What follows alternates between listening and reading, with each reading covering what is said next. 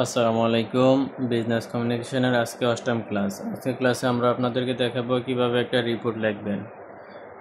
তিনটা রিপোর্ট আসে, একটা হচ্ছে জুট মার্কেট, 2 নম্বরে শেয়ার মার্কেট, 3 নম্বরে ভেজিটেবল। এই তিনটা থেকে যে কোনো একটা রিপোর্ট সবসময় পরীক্ষায় আসে। তো আজকে আমরা জুট মার্কেটের রিপোর্টটা দেখব। 1 নম্বরে লিখবেন ইন্ট্রোডাকশন, ভূমিকা। ইন্ট্রোডাকশনের মধ্যে এ নাম্বার দিয়ে লিখবেন নেম অফ দ্য রিপোর্ট। রিপোর্টের নাম হচ্ছে weekly report on jute market double inverted কমার ভিতরে থাকবে। তারপর বি নাম্বারে নেম অফ দ্য মার্কেট হচ্ছে দৌলতপুর। সি নাম্বারে নেম অফ দ্য প্রোডাক্টের নাম হচ্ছে র জুট, কাঁচামাল। তারপর হচ্ছে ডি নাম্বার হচ্ছে ডিউরেশন, সময়কাল 10 অক্টোবর টু 17 অক্টোবর। আপনারা মাস যেটাই দেন, তবে প্রথম তারিখ থেকে এই তারিখটা 7 দিন ব্যবধান রাখবেন। সাপোজ আপনি দিলেন 10 জুন টু 17 জুন, মিনিমাম 7 দিন ডিফারেন্স রাখবেন, ঠিক আছে? তাহলে আমি দিলাম 10 অক্টোবর থেকে 17 অক্টোবর।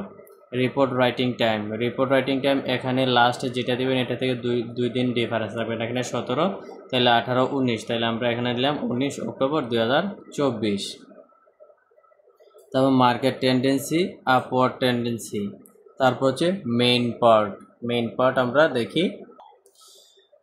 মেইন পার্টের মধ্যে এ নাম্বার লিখবেন cause of tendency, synthetic ages. B number হচ্ছে ডিমান্ড, স্যাটিসফ্যাক্টরি। সি নাম্বারে সাপ্লাই ইজ নর্মাল। ডি নাম্বারে opening stock 7000 balls to supply 50,000 balls. E নাম্বারে nature of trade, no credit. F নাম্বারে quantity, cash sales 3000 balls, credit sales 40,000 বলস। তারপর হচ্ছে জি নাম্বারে price trend, law by 1500 থেকে 1700 পার বলস। তারপর হচ্ছে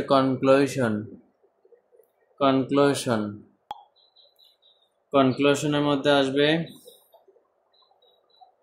this upward tendency remain up to next 5 weeks. Our government should take proper steps to increase the demand of jute in foreign market. First নাম্বারে signature and date, নিচে আপনার নাম এবং স্বাক্ষর দিয়ে দিবেন, নিচে আপনার স্বাক্ষর দিয়ে দিবেন এবং কি ডেট দিয়ে দিবেন, তাহলেই জুট মার্কেটের রিপোর্ট হয়ে গেল। তো এটা আপনারা খাতায় লিখে একটু দেখে ভালোভাবে আয়ত্ত করে নেবেন। আমি যেভাবে লিখছি সেমভাবে লিখবেন।